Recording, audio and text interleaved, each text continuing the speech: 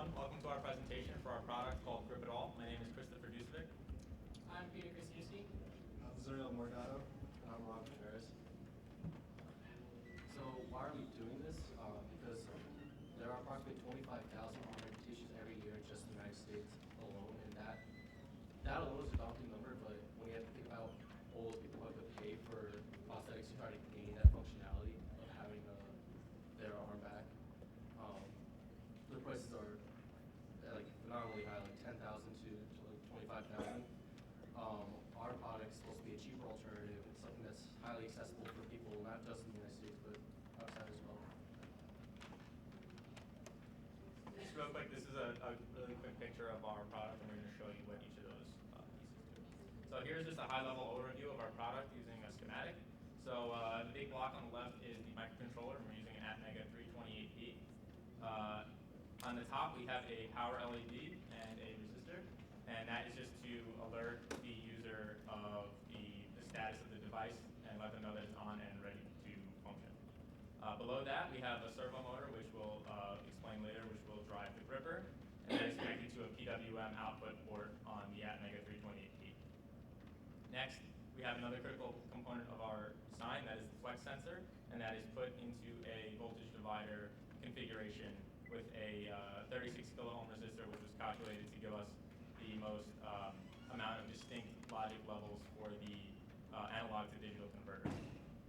Below that, we also have a lock switch with a pull-up resistor, and that will allow the user to lock the position of the gripper when using when they want to use their free hand completely without changing the position of the gripper. So we had to figure out how are we going to control our gripper. After thinking about it, we went through a bunch of options, like most of the other chin or another decorum recommended trying something like a chip in the mouth. We ended up going with just it'll be controlled with the other hand, specifically with their index finger. We did some research and discovered that the index finger is the least used finger when trying to like pick something up. So we placed the flex sensor on top of the index finger, and as you bend it, the gripper will open and close. In addition to that, we added a lock switch that's going to be at the base of the index finger, so it's easy to toggle on and off with your thumb. And on top of the glove, there's a small pocket right under the Under Armour symbol. We just store all our wires there, and optimally, like if this was shipped out to consumers, it wouldn't be a whole glove shipped out. It'd look a lot like an archery glove, where the thumb would, like all fingers except for the index finger, would be exposed. It would just cover the index finger and part of the palm. So we did a lot of research on choosing what gripper we would want, what gripper would fit perfectly with our project. We finally came across the X-Droid's medium duty gripper. This gripper's main priority was to grip and lift objects, which is what our project was going to be designed after. A great thing about this gripper was that it had a casing for the servo motor in which it could be protected against water and sweat, which was one of our requirements when designing our project last semester. Once we chose this gripper, we realized that we would have to do a lot of 3D printing to get the product the way we wanted it to be. In that case, we reached out to one of our colleagues, River Castellonia, a mechanical engineer at Manhattan College, where we worked closely with him in order to be able to print all the parts necessary so that it could work the way we wanted it to. So one of the major components or factors when creating a project is safety, whether it's in the industry or private sector. So one of our aspects was to create a safe application for the user to actually be able to cut off the system if necessary. The picture that's demonstrated is a housing and connector piece, which is connected to the breadboard, but also can easily be removed by the user in case of any situation that it needs to stop running, whatever case in situation that they're going to be facing. With flexibility, that allows the user to actually be able to take care of it themselves instead of having to worry about it either going wrong or using it in a sense that they're not supposed to.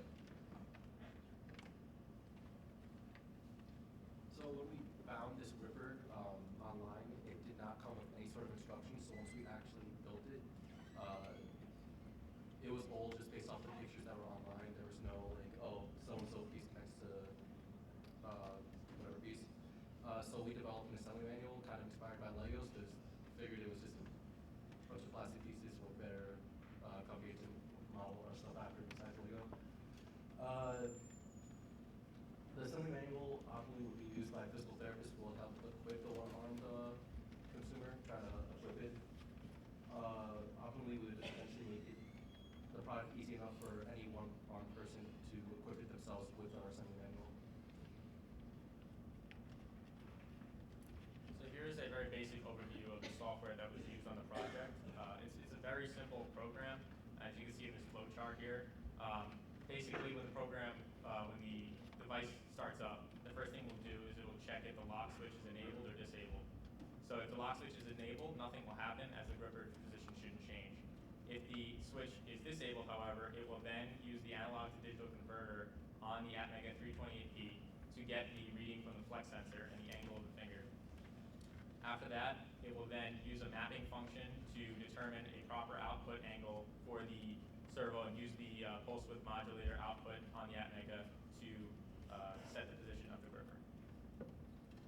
Now, because we decided to use an Atmega 328 instead of an actual full-fledged development board like an Arduino, we had the problem of actually programming the chip. So we had two options.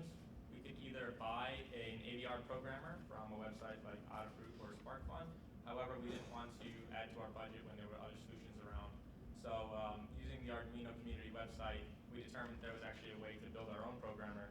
And using this very basic schematic right here and an Arduino that we had laying around, we were able to build the circuit and have it in a really easy way to program our Atmega chip and then replace it between the actual working circuit and the programming circuit so we can do really quick debugging and rapid iteration of software. And now we have a video that we'd like to show you of a demonstration of our product.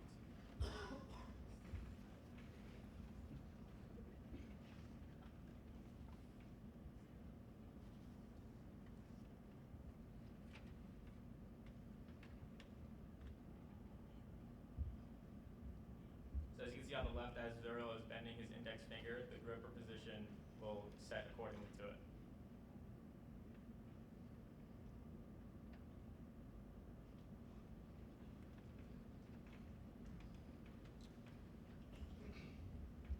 So as you can see in the video, that one of our strengths was the width or the distance between the two paddles on the gripper. We measured it to be about 2.5 inches wide, which limited us to how big the objects were that we could lift.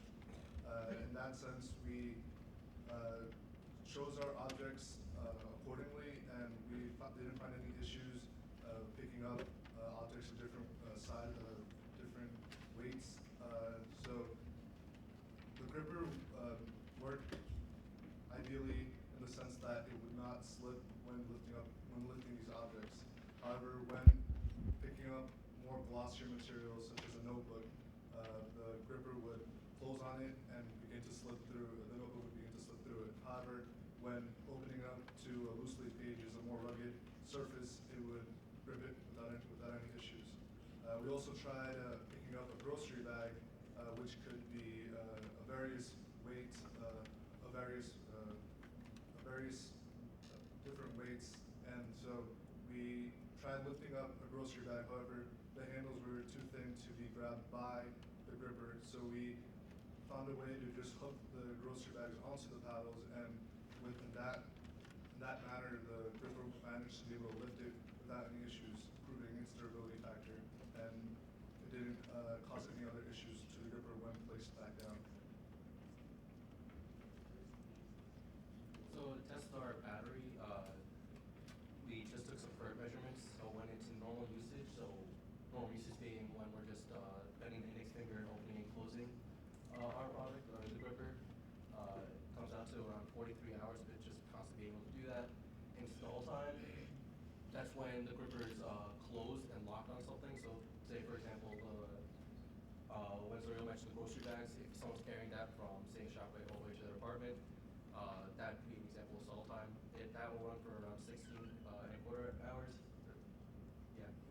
And then idle, when it's just open, servo motor isn't exerting itself whatsoever. So as Ron explained in the first slide, what we were looking for was something affordable by everyone. If you look in the news and throughout all the other products that are available, prosthetics can cost up to $10,000, if not more. For the main components of our system and product, it would cost around $80 just to assemble the main parts of this the gripper for usage. With all the ordered parts that we explained last semester, it came out to a total of $160. Throughout our building and realizing how we have to put things together without the manual, trial and error, it cost around $25 for the proper bolts that we were needed. Once again, it was through trial and error, figuring out which ones fit best. And then the rubber pads, which we used for our traction, which was just an additional small cost. So total, it came out to $187 as our budget for our product. But if you were to build one product, the main components would come out to about $80, which is still extremely relatively low compared to what it would cost for a full capability of a prosthetic arm. So the International Review Board, in one way that we could have and tried to make this project much more memorable for us, was to actually interact with a live patient that was an